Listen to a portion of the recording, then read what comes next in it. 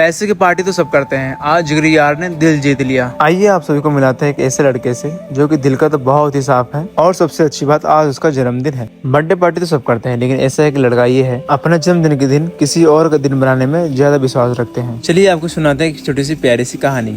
आज जन्मदिन है हमारे बादल भाई का, और जन्मदिन तो हर कोई धूमधाम से मनाता है, लेकिन अगर वही जन्मदिन बच्चों के बीच में धूमधाम से मनाया जाए तो खुशियाँ दुगनी हो जाती हैं। और बहुत खुशी भी होता है जब आपके परिवार, आपके दोस्त कंधे से कंधे मिलाकर आपके साथ चलते हैं, तो बड़ी से बड़ी कठिनाइयां भी छोटी लगने लगती हैं, क्योंकि इतना सारा खाना बनाने में और खाना पैक करने में बहुत ही मेहनत लगता है। लेकिन जब आपके पास भाई जैसे दोस्त हों तो हर चीज आसान लगने लगती है, उनसे कुछ कहना नहीं पड़ता है, इसलिए देखते ही समझ जाते हैं कि मुझे क्या क्या करना है। एक एक लड़का अपना अपना काम ले लेता है। सारा खाना पैक होने के बाद आ गई बहुत बड़ी परेशानी, लेकिन कभी भी हम लोग बड़े परेशानी से कभी परेशान नहीं होते हैं जब आपके साथ में श्री कृष्ण के जैसे सारथी हो तब। मैंने कहा सारा खाना मेरे गाड़ी पे लोड करो, लोड करने के बाद सीधे लेके जाएंगे। फिर लग गए हम लोग खाना लोड करने में।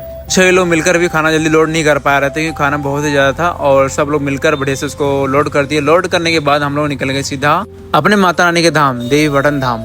कोई भी शुभ कार्य हम लोग देवीपाटन धाम से शुरू करते हैं, और बादल भाई भी कह रहे थे माता रानी के दरबार से शुरुआत करेंगे। खाना इतना ज्यादा था कि एक लोग की बस की बात नहीं थी बांटने के लिए, तो साथ में सारे लोग आ गए खाना बंटवाने के लिए, और बादल भाई ने शुरू कर दिया यहीं से खाना बांटना। देखते ही देखते इतने सारे लोग आ गए खाना खाने के लिए, देखकर बहुत ही खुशी हुआ और बहुत ही अच्छा भी लग रहा था ऐसे देखते हुए बादल भाई को। बर्थडे तो हर कोई मनाता, लेकिन ऐसे बर्थडे बहुत कम ही लोग मनाते हैं, और उसमें से हमारे बादल भाई भी थे। और ऐसे लोगों को आते हुए देखते हुए बहुत ही अच्छा लग रहा था। और मुझे देखिए एक मासूम सी बच्ची, उसको देखकर बहुत ही अच्छा लग रहा था। खाना खत्म होने के बाद बादल भाई चले गए फिर से और खाना लाने, और इस काम में हमारे विक्की भैया हम लोगों के साथ बहुत दे रहे थे। बहुत सारे लोग पूछ रहे थे ये क्यों दे रहे हो भैया, तो मैंने बता दिया भैया हमारे बादल भाई का आज जन्मदिन है, तो उसी के लिए आज वो खाना बांट रहे हैं और सभी से आशीर्वाद ले रहे हैं, छोटे हो या बड़े हो सभी से। प्यारे प्यारे बच्चे भी पूछ रहे थे भैया आज किसका बर्थडे, तो मैंने बता दिया भैया आज बर्थडे है हमारे बादल भाई। सारे बच्चों को बांटने के बाद हम लोग चले गए गौशाले की ओर, क्योंकि बादल भाई को गौशाले में भी केला खिलाना था गौ माताओं को और गौवंशों को।